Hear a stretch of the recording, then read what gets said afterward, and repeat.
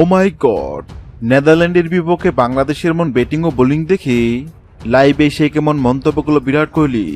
মুহূর্তে viral video. Sylhet আন্তর্জাতিক cricket স্টেডিয়ামে টস জিতে বোলিং এর সিদ্ধান্ত নেন বাংলাদেশ দলের অধিনায়ক লিটন দাস। শুরুটা ছিল একদম দুর্দান্ত। তাসকিন আহমেদ নিজের প্রথম 2 স্পেলেই তুলে নেন 2 ওপেনারের উইকেট।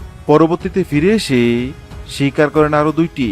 তার বোলিং ফিগার 4 ওভারে 28 রান দিয়ে 4টি উইকেট।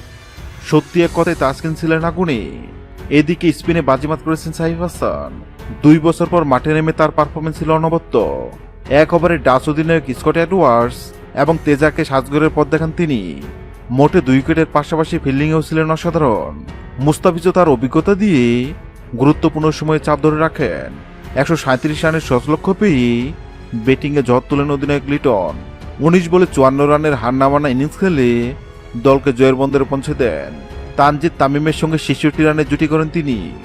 তানজিমও খেলেন 24 বলে 29 রানের কার্যকরী ইনিংস।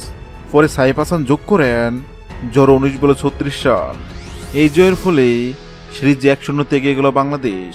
দ্বিতীয় ম্যাচ জিতলেই সিরিজ নিশ্চিত করবে টাইগাররা।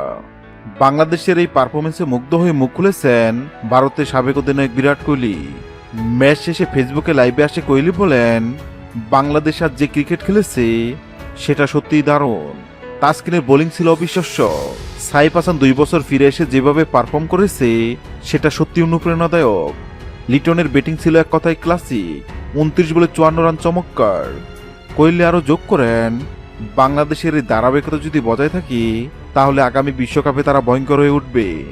আমি সবসময় বলি ছোট দল বলে কিছু নেই, পারফরমেন্সই আসল। হ্যাঁ দর্শক, যদি ভিডিওটি ভালো লাগে লাইক দিবেন এবং সাবস্ক্রাইব আমাদের চ্যানেলের সঙ্গে থাকবেন। ভিডিওটি দেখার জন্য আপনাকে অসংখ্য ধন্যবাদ।